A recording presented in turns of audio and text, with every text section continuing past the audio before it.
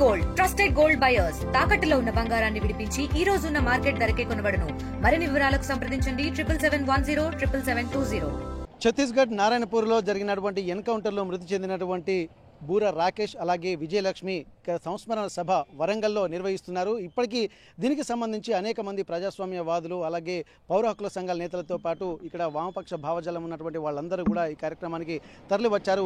హనుమకొండ చింతగట్లో ఉన్నటువంటి ఇక్కడ బీజీఆర్ గార్డెన్లో జరుగుతున్నటువంటి సంస్మరణ సభకు కూడా చాలామంది ఇక్కడ వస్తున్నటువంటి పరిస్థితి. ప్రస్తుతానికి రాకేష్ యొక్క స్మృతులను తలుచుకుంటూ తను గడిపినటువంటి జీవన విధానాన్ని, తను ఎదుర్కొన్నటువంటి ఆటుపోట్లను, ఎట్లాంటి పరిస్థితులు ఎదుర్కొని ఎందుకు మావోయిస్టు పార్టీ ఉద్యమం పట్ల ఆకర్షితుడయ్యేటువంటి విషయాలపై కూడా అనేక చర్చలు జరుగుతున్నటువంటి నేపథ్యంలో ప్రస్తుతానికి అనేక అంశాలు కూడా ఇక్కడ చర్చించేటువంటి అవకాశం ఉంటుంది. ప్రస్తుతానికి రాకేష్ అలాగే విజయలక్ష్మి తెలంగాణ ప్రాంత వాసులు, అలాగే నంబాల కేశవరావు, దాంతోపాటు అతనితో పాటు ఇక్కడ ఆంధ్రప్రదేశ్కు చెందినటువంటి మరో ముగ్గురు తెలుగు మావోయిస్టులు కూడా ఉన్నటువంటి నేపథ్యంలో కూడా ఆంధ్రప్రదేశ్ ప్రభుత్వం సంస్మరణ సభలకు అనుమతినివ్వకపోవడాన్ని కూడా తీవ్రంగా ప్రతిఘటిస్తున్నటువంటి పరిస్థితి. ప్రస్తుతానికైతే తెలంగాణకు చెందినటువంటి ఇద్దరు అమరవీరులకు సంబంధించి ఇక్కడ ఒక సంస్మరణ సభ నిర్వహిస్తున్నారు. ప్రస్తుతానికైతే రాకేష్ అలాగే విజయలక్ష్మి ఫోటోలను కూడా ఇక్కడ పెట్టిన తర్వాత వారికి నివాళులు అర్పిస్తున్నటువంటి పరిస్థితి. ప్రస్తుతానికి ఉద్యమ వీరులకు కూడా నివాళులు అర్పిస్తున్నటువంటి పరిస్థితి. ప్రస్తుతానికైతే ఇక్కడ రాకేష్ ఫోటోలు పెట్టి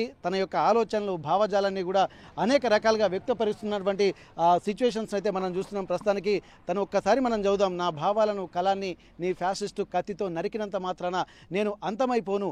దోపిడీ వ్యవస్థలో బుసలు కొడుతున్న నీ ఫ్యాసిస్టు భావజాలాన్ని కూకటి వేలతో సహా అడ్రస్ లేకుండా పెకిలించడానికి నా సైన్యం కలంధారి, ఆయుధదారి పదునెక్కుతుంది, చింతిస్తుంది. ఈ నెత్తురుతో తడిసిన నేల పొరల్లో నుంచి పోరు విత్తనాలు మొలకెత్తి నలుమూలల విస్తరించి నీ అంతాన్ని చూస్తాయి అన్నట్టు కామ్రేడ్ బూర రాకేష్ అలియాస్ వివేక్ సంస్మరణ సభకు కూడా ఇక్కడ ఉన్నారు. ప్రస్తుతానికి ఇక్కడ ఆ ఫ్లెక్సీలను కూడా ఏర్పాటు చేసినటువంటి నేపథ్యంలో కూడా లాల్ సలాం అంటూ కూడా ఇక్కడ ఫోటోలను కూడా పెట్టారు. ప్రస్తుతానికి ఈ సంస్మరణ సభకు తరలి వచ్చినటువంటి మరికొంతమంది ఇక్కడ ప్రజాస్వామ్యవాదులతో పాటు ఇక్కడ ప్రజా సంఘాల నేతలు కూడా మనతో ఉన్నారు. ప్రస్తుతానికి తెలంగాణ ప్రజా ఫ్రంట్ జనగామ జిల్లా అధ్యక్షులు పాకల వెంకన్న గారు మనతో ఉన్నారు. ఒక్కసారి వారితో మాట్లాడదాం. ఈ సంస్మరణ సభకు చాలామంది తరలి వస్తున్న నేపథ్యంలో ఏమేం చర్చకు రాబోతున్నాయి, ఇప్పటి వరకు జరుగుతున్నటువంటి పరిణామాల దృష్టిలో పెట్టుకొని ఏం చెప్పదలుచుకున్నారు మీరు? మేము ఒక్కటే చెప్తాను, మేము ప్రజా సంఘాలుగా, ప్రజా మేధావులుగా మేము ఒక్కటే చెప్తాం. జనగామ జిల్లా పక్షాన ప్రభుత్వం, కేంద్ర రాష్ట్ర ప్రభుత్వాలు తక్షణమే శాంతి చర్చలు కొనసాగించాలి. ఇదివరకే మావోయిస్టు పార్టీ 3 సార్లు రిలీజ్ చేయడం జరిగింది. దానికి ఈ మాత్రం కూడా స్పందన లేకుండా జరిగింది కనుక అది అమాయక ప్రజలు ఒక 30 మంది మీద 25,000 మంది పోలీసులు దాడి చేయడం ఎంతవరకు సమంజసం? అదే ప్రజలు వాళ్ళు ఏమిటి కోసం పోయారు? రాకేష్ నాతోటి ఉద్యమాలు తిరిగాడు. తెలంగాణ ప్రజా ఫ్రంట్లో ఒక కార్యకర్త, నా సభ్యుడు. వాస్తవానికి మాతోటి, రమాదేవితోటి, మాతో నటలో తిరిగినవాడు. చాలా మంచి పిల్లగాడు, నైస్ పర్సన్, కమిటీ ఉండగల వ్యక్తి. ఎందుకు తన ఆ బాట ఎంచుకోవాల్సి వచ్చింది? ఆయన కుటుంబం ఎంత కసైన కుటుంబం. ఆ ఊరిలో వివక్షత చేసిర్రు, కుల బహిష్కరణ జరిగింది, ఇబ్బందులు పడ్డాయి. ఈ పాలక వర్గాలు ఆయన కుటుంబం పట్ల నిర్లక్ష్యం వహించడం వల్లనే ఆయన ఒక మార్గాన్ని ఎన్నుకోవడం జరిగింది. దానికి కారకులవలు ఈ పాలక వర్గాలు కాదా? ఈ పాలక వర్గాలు తక్షణమే ప్రజల పక్షాన పోరాడుతున్న బిడ్డల మీద, ఆదివాసీ, మన భారత బిడ్డలే, ఆదివాసీ బిడ్డలను మావోయిస్టు పేరు మీద ఆదివాసీలను చంపడం అది నేరము. అది చట్టపరంగా హత్యానేరం కేసు నమోదు చేయాలి. అటువంటి పోలీస్ ఆఫీసర్ మీద బేస్ క్యాంపులు ఎత్తివేసి తక్షణమే కేంద్ర రాష్ట్ర ప్రభుత్వాలతో కూడా శాంతి చర్చలు కొనసాగించాలని మేము తెలంగాణ ప్రజా ఫ్రంట్గా జనగామ జిల్లా పక్షాన కూడా మేము గుర్తు చేస్తూ, రాజేష్ ఆశయాల కోసం అనేక ఉద్యమాలు ఇంకా పుట్టుకొస్తాయి. అనేక విద్యార్థులు కూడా ఆలోచనలు పడ్డారు. తప్పకుండా వాళ్ళ మార్గాన్ని ఎన్నుకున్న వాళ్ళు ఎన్నుకుంటారు, జరుగుతుంది. తప్పకుండా ప్రజలదే విజయము అని రాకేష్ అంతిమంగా కూడా చెప్పడం జరిగింది. భూమిక కూడా అదే చెప్పడం జరిగింది. తప్పకుండా ప్రజలదే విజయం అని చెప్పి తెలంగాణ ప్రజా ఫ్రంట్ పక్షాన కూడా మేము వాళ్ళ ఆశయాల కోసం ఖచ్చితంగా మేము కొనసాగించడం, వాళ్ళ ఆశయాల పట్ల మేము నిబద్ధతతో పనిచేస్తామని కూడా మేము చెప్తాను. Okay, thank you sir. ఇక్కడ మనం ఇంకా లోపలికి వెళ్ళి చూద్దాం ఎవరెవరు వచ్చారు. అసలు ప్రజా సంఘాల తరపు నుండి అలాగే తెలంగాణ ప్రజా ఫ్రంట్లో కూడా క్రియాశీలకంగా రాకేష్ వ్యవహరించాడు. ఇప్పుడు చెప్తున్నట్టు మంచి వ్యక్తి ఉన్నటువంటి, మంచి వ్యక్తిత్వం ఉన్నటువంటి కుటుంబం అని చెప్పి అంటున్నారు. ఆ కుటుంబాన్ని కూడా కుల బహిష్కరణ చేయడము, అలాగే ఇక్కడ ఉన్నటువంటి వాళ్ళందరూ కూడా అనేక ఇబ్బందులు పెట్టడంతోనే ఉద్యమ బాట పట్టాల్సినటువంటి అవసరం వచ్చింది. లేకపోతే ఎందుకు ఇట్లాంటి వాతావరణం సృష్టించబడుతుందన్నట్టు కూడా ప్రశ్న కూడా తలెత్తున్నటువంటి నేపథ్యంలో ప్రస్తుతం ఏం జరుగుతుంది అన్నది కూడా చూద్దాం. ఒక్కసారి లోపల ఏం జరుగుతుంది, ఇక్కడ చాలా మంది వస్తున్నటువంటి నేపథ్యంలో ఈ కార్యక్రమానికి వచ్చినటువంటి పౌర హక్కుల నేతలతో పాటు ప్రజా సంఘాల నేతలు, కొంతమంది పొలిటీషియన్స్ కూడా వచ్చినట్టుగా తెలుస్తుంది. వాళ్ళందరితో మనం మాట్లాడేటువంటి ప్రయత్నం చేద్దాం. ప్రస్తుతం పౌర హక్కుల సంఘం రాష్ట్ర ప్రధాన కార్యదర్శి నక్క నారాయణరావు గారు మనతో ఉన్నారు. ఒకసారి ఈ రాకేష్ సంస్మరణ సభ సందర్భంగా వారు ఏం మాట్లాడతారు, మొన్నటి వరకు జరుగుతున్నటువంటి పరిణామాల మీద కూడా వారితో మాట్లాడదాం. ఇప్పటి వరకు ఇక ప్రభుత్వం నుంచి ఇంకా ఒక సానుకూల స్పందన లేకపోవడము, ఇంకా చాలామంది మావోయిస్టులు కూడా లొంగిపోతున్నటువంటి పరిస్థితి. అసలు ఏం జరుగుతుంది, అసలు పౌర హక్కుల విషయానికి వస్తే ఆ హక్కులు నిలబడుతున్నాయా లేకపోతే కాలరాస్తున్నాయా? ఒకసారి నారాయణరావు గారితో మాట్లాడదాం. నమస్తే సార్. ఇప్పటి వరకు చూసినట్టయితే రాకేష్ చనిపోయిన తర్వాత కూడా కొంతమంది మావోయిస్టులు ఎక్కువ సంఖ్యలో లొంగిపోతున్నారు. ఇట్లాంటి సందర్భంలో అసలు భయభ్రాంతులకు గురవుతున్నారా లేకపోతే హక్కులు హరించి వేయబడడం వల్ల విధిలేని పరిస్థితుల్లో వెళ్తున్నారా? అసలు ఇప్పుడున్నటువంటి స్థితిగతులలో కర్రెగుట్ట ఆపరేషన్ ఇంకా కొనసాగుతూనే ఉన్నటువంటి నేపథ్యంలో ఎట్లాంటి పరిస్థితులని మీరు భావిస్తున్నారు సార్? మావోయిస్ట్ పార్టీ అనేది ఒక రాజకీయ పార్టీ, కాకపోతే అన్ని రాజకీయ పార్టీ లాగానే అదొక రాజకీయ పార్టీ, కాకపోతే అదొక సాయుధ పోరాటం చేస్తానేది ఒక ప్రత్యేకత తప్ప ఇంకేం తేడా లేదు. తేడా అంతా ఎక్కడ ఉందంటే మిగతా బూర్జా రాజకీయ పార్టీలు చేసినంత ఒక స్వార్థపూరిత చర్యలు ఉండవు. వాళ్ళు ప్రాణత్యాగాలు చేసినా సరే ప్రజల హక్కుల కోసం పోరాడుతున్నారు. అది వాళ్ళ క్రెడిబిలిటీ. కాబట్టి 50 ఏళ్లుగా నక్సల్పరి నుంచి ప్రారంభమైన ఉద్యమం ఇప్పటి వరకు నిలబడిందంటే అదే కారణం, అంతకుమించి వేరే కారణం లేదు. వాళ్ళు సాయుధ పోరాటం చేసినందుకే నిలబడుతున్నారు అంటలే నేను. వాళ్ళు చేస్తున్న ఆచరణ లేకపోతే వాళ్ళ నిస్వార్థ త్యాగం ఏదైతుందో అది వాళ్ళ ఉద్యమానికి పునాదిగా పనిచేస్తుంది. ఇంకొకటి, ఇప్పుడు మీరు మాట్లాడిన దాంట్లో ఇప్పుడు ఆపరేషన్ కగారు తర్వాత మీరు అన్నట్టు 20, 30, 40 కాదు, 100లలో లొంగిపోయారు. వాళ్ళ సుందర్రాజు లెక్కల ప్రకారమే మనకు 6 నెలల క్రితమే 540 మంది. ఆ తర్వాత ఇప్పుడు మనకు లొంగుబాట్లు అక్కడ చూపెట్టలేదు, లొంగుబాట్లు ఇక్కడ చూపిస్తున్నారు. ఇక్కడ ఎందుకు చూపిస్తున్నారు అర్థం లేదు. అంత ఆదివాసులనే భద్రాద్రి, కొత్తగూడెం, ములుగు జిల్లా లోపల రోహిత్ రాజు కానీ లేకపోతే శబరీష్ కానీ చూపిస్తున్నారు. అసలు ఆ జిల్లాలో ఆదివాసుల లొంగుబాటు ఆ జిల్లాలో సుక్మా, దంతెవాడ, నారాయణపూర్ జిల్లాల నుండి వాళ్ళని ఇక్కడ తీసుకొచ్చి చూపిస్తున్నారు. మరి ఎందుకో తెలియదు. ఒకటి. రెండవది ఏంటంటే ఏ ఉద్యములైనా ఒడిదుడుకులు ఉంటాయి, లొంగుబాట్లు ఉంటాయి, అంచివేతలు ఉంటాయి. అన్నీ రాజ్యం బలవంతమైనప్పుడు దాని మీద అన్నీ పనిచేస్తూనే ఉంటాయి. దాని గురించి మనం ప్రత్యేకించి మాట్లాడుకోవాల్సిన లేదు. ఎందుకంటే ఇదే స్థితి 2004లో లేదు. 2004లో అది ఒకేలా దండకరణలు ఉన్నప్పటికీ ముఖ్యంగా తెలంగాణ, ఆంధ్రప్రదేశ్లో కూడా ఒక బలమైన ఉద్యమం నడిపింది. కాబట్టి అప్పుడున్న అల్పిరి ఘటన తర్వాత చంద్రబాబు నాయుడు చర్చలకు ఎటువంటి అవకాశం సమయంలో వైఎస్ రాజశేఖర రెడ్డి నేను నిషేధం ఎత్తివేస్తా చర్చలు జరుగుతున్నందుకు ప్రజలు ఆహ్వానించారు, చేశారు. అదే చంద్రబాబు నాయుడు అప్పుడు ఏమన్నాడు, అల్పిరి ఘటన తర్వాత మీకు నక్సలైట్ రాజకీయాలు కావాలా, పార్లమెంటరీ రాజకీయాలు కావాలంటే అది రెఫరెండంగా ప్రకటించిండు తాను, కానీ దాన్ని నిలబడలేకపోయాడు. ఖచ్చితంగా నోడగొట్టిందంటే అతనికి అసలు జీవితంలో ఎన్నికలు పోటీ చేయొద్దు. ఎందుకంటే ఇది ప్రజల రెఫరెండం కదా. అటువంటిది ఏం లేకుండా మళ్ళా అయ్యే రాజకీయాలకు వచ్చేసి జగన్ తోటి వచ్చేసి ఇప్పుడు ఏంటంటే కనీసం అప్పుడన్నా శవాలను తెచ్చుకునే పరిస్థితి ఉండేది, ఇప్పుడు శవాలను కూడా తెచ్చుకోలేని పరిస్థితి వచ్చింది. ఒకటి, ఇప్పుడు ఆపరేషన్ కగారు పేరుతో జరుగుతున్న 52 ఎన్కౌంటర్లలో 560 మంది వరకు చనిపోయారు. లేటెస్ట్గా మనం మే 21 చూడవచ్చు. 21 చూస్తే ప్రతి ఒక్కటి మొన్నటికి మొన్న అది కన్నాయిగూడెంలో డాక్టర్ చందు 23 ఏళ్ళ అబ్బాయిని చంపేస్తే 8 రోజుల తర్వాత బీజాపూర్ వెళ్ళి శవాల కుప్పలో నుంచి తన శవాన్ని తెచ్చుకొని వచ్చిన పిల్లలు, వాళ్ళని ఉన్న ఒక టాటు గుర్తుతోటి అటువంటి ఆ విధంగా కూడా తెచ్చుకొని శవాన్ని చేసుకున్నప్పుడు నిజంగానే ప్రభుత్వాలు ఇంత భయపడుతున్నాయంటే ఎందుకో నాకు ఇబ్బంది అనిపిస్తుంది. మీరు అంత భయపడేటట్టయితే వాళ్ళ ఉద్యమాలు, వాళ్ళ సభలు, వాళ్ళ వాటికే భయపడితే అంత పిరికిదా రాజ్యం? నువ్వు అంత పిరికిది అయితే ఇంత చంపడం దేనికి? నీకు సజీవంగానే దొరికింది కదా. వాళ్ళు చెప్తున్న ప్రకారం వాళ్ళు చెప్తున్న ప్రకారం మేము ఎందుకు నమ్మాల్సి వస్తున్నదంటే నువ్వు మమ్మల్ని నిజ నిజం చేయనీయడం లేదు. నిజ నిద్రం చేస్తే ఎన్కౌంటర్ ఎట్లా జరిగింది, ఎంతమంది బందీలే దొరికిరు, ప్రాణాలతో దొరికినరా, గాయాలతో దొరికినరా అని ఒక వాస్తవ విషయాలు బయటకు వచ్చేది. నువ్వు 15 నెలల కాలంగా పౌర హక్కుల సంఘం నుంచి కానీ ఏ హక్కుల సంఘం నుంచి కూడా ఒక నిజ నిజం చేయలేనప్పుడు ఖచ్చితంగా నువ్వు దాడి చేస్తున్నావు, వాళ్ళు దాడి గురవుతున్నారు. బాధితులుగా వాళ్ళు చెప్తున్న ప్రకటన మేము విశ్వసించాల్సి వస్తుంది. దాంట్లో మనకు తేడా లేదు. కాబట్టి వాళ్ళు చెప్తున్నది ఏంటంటే 18వ తారీఖు నాడు వీళ్ళ గ్రూప్లో నుంచే ఒక ఆదివాసీ జంట వాళ్ళు పారిపోయిన వెంటనే మా స్థలం వాళ్ళు చెప్తారేమని చెప్పి అప్పటి నుంచే వాళ్ళు ఏమున్నా లేకున్నా సర్దుకొని ప్రయాణం చేస్తూ ఉన్నారు. పేపర్లో వచ్చిన ఇవన్నీ వచ్చిండ్రు, ఒక దగ్గర పోయినరు. 19 నైట్ కల్లా వాళ్ళు ఉన్న ఏరియా గుర్తుపట్టిండ్రు. 20 నుంచి కాల్పులు జరిగినాయి. 20 కాల్పుల్లో ఎక్కడ గాయపడలేదు. బాగానే రిటాలియేట్ చేసిండ్రు, ఎదుర్కొన్నారు. కానీ 20 రాత్రి కల్లా ఏంటంటే ఎక్కువ బలగాలను సుమారు 15 నుంచి 20 వేల బలగాలు చుట్టుముట్టేసరికి తట్టుకోలేకపోయినారు. అప్పటికీ ఈయన గాయం కాకుండా ఈ ఇందులో 38 మందిలో నుంచే 27 మంది 26 మంది బాగానే కాపాడిన తర్వాత ఒక దేశంలోనే అత్యున్నతమైన లేకపోతే గొప్ప విప్లవ పార్టీ నాయకుడిని చేతిలో ఉన్నప్పుడు నువ్వు ప్రజలతోటి నువ్వు ఎంత ప్రజాస్వామికం ఉన్నావో చెప్పుకోవచ్చు.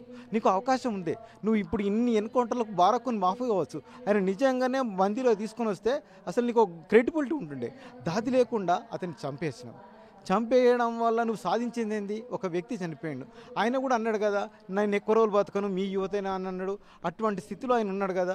అతను ఒక 75 ఏళ్ళు అతను నువ్వు బతికించాల్సి ఉండే, చూపెట్టాల్సి ఉండే, మాట్లాడించాల్సి ఉండే. అది కూడా చేయలేకపోయినా. అంటే మనిషి సజీవంగా భయపడ్డావు. లాస్ట్కు అతన్ని చంపేసిన తర్వాత నువ్వు చేయాల్సింది ఫండమెంటల్ థింగ్, వచ్చిన బంధువులకు కనీసం ఆ శవాలు చూపెట్టి మొక్కలను చూపెట్టాలి కదా. కనీస ధర్మం, కనీసం మానవత్వం. అంటే మానవత్వం లేకుండా ప్రభుత్వాలు ఎట్లా పాలన చేస్తాయి? కాబట్టి దాన్ని కూడా మనం అంటలేం. లాస్ట్కు నిజంగా శవాలకు హక్కులు ఉంటాయని గుర్తించిన పోరాటం చేసిన వాళ్ళం నువ్వు శవాలను ఎట్లా కాల్చివేస్తావు? నీకేం హక్కు ఉంది? నువ్వు చంపడమే తప్పని మేము అంటుంటే శవాలను కాల్చేసే రైట్ నీకు ఎక్కడిది?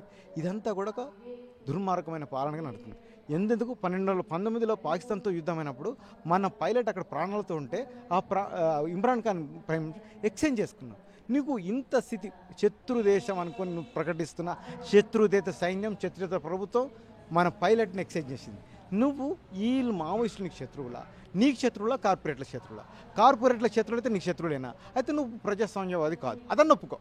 కార్పొరేట్లతో నువ్వు మిత్రుడైతే, నువ్వే కార్పొరేట్ అయితే కార్పొరేట్లకు ప్రజలకు శత్రువులు కాబట్టి అట్లా నువ్వు ఏది మాట్లాడకుండా కార్పొరేట్లతో అభివృద్ధి అంటే ఇప్పటి వరకు 50 ఏళ్ళుగా లేకపోతే స్వతంత్రం వచ్చి 47 ఏళ్ళుగా మనం జరిగిన అభివృద్ధి అంతా ప్రజాస్వామ్యబద్ధంగానే. ఇందిరా కానీ, మొరార్జీ దేశాయ్ కానీ, విపి సింగ్ కానీ, చంద్రశేఖర్ కానీ ఎవరు ప్రభుత్వాలకు వచ్చినా కానీ వాళ్ళు మన దేశ పరిస్థితికి అనుకూలంగా ప్రయత్నాలు చేసిండ్రు, పాలన చేసిండ్రు.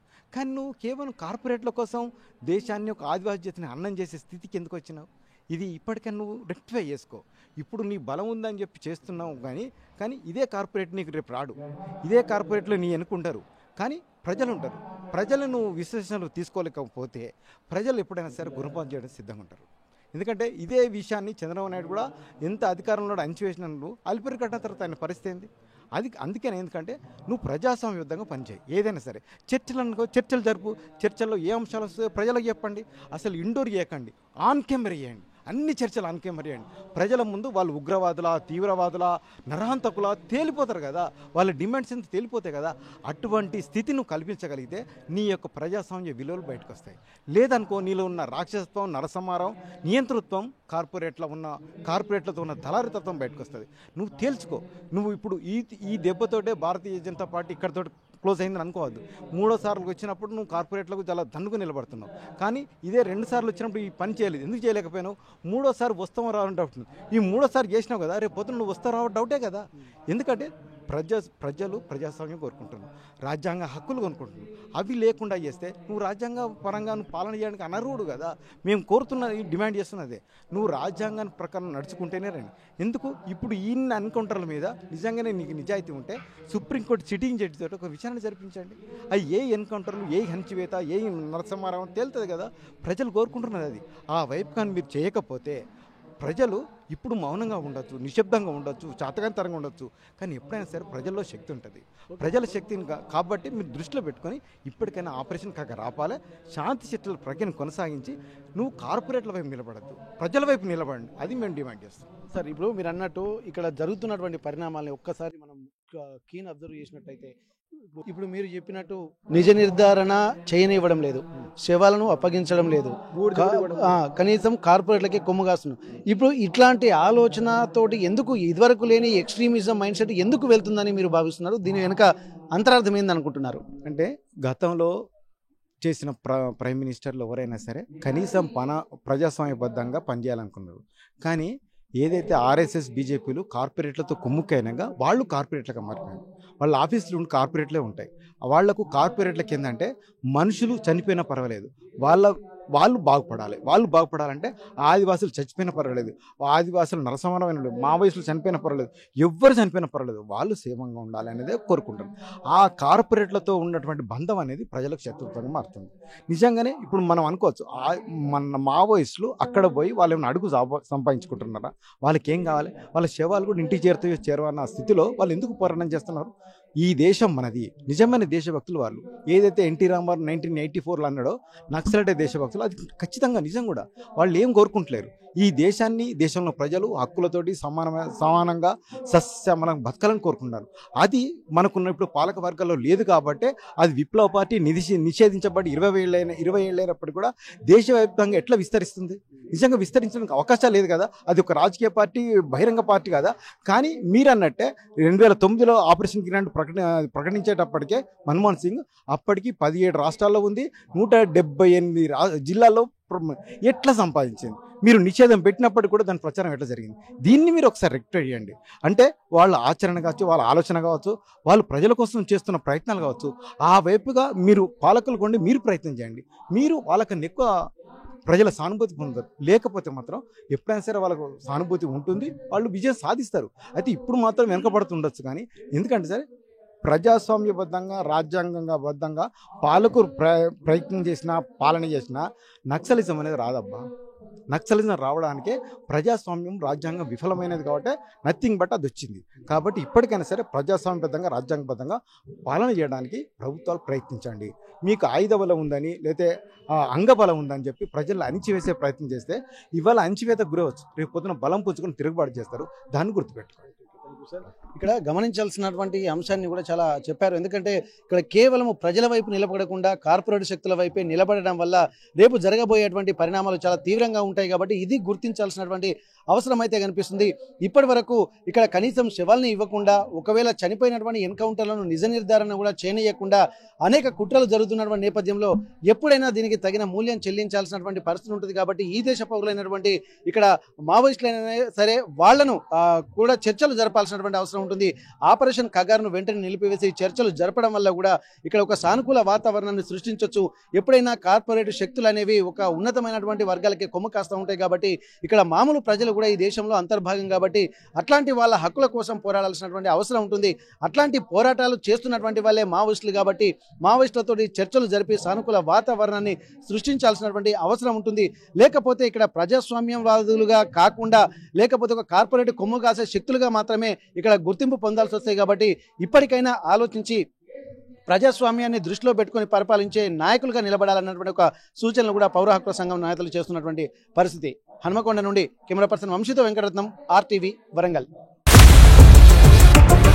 ఇండియా పాకిస్తాన్ ఉద్రిక్తతలపై లేటెస్ట్ అప్డేట్స్ కోసం డౌన్లోడ్ చేసుకోండి RTV లైవ్ యాప్.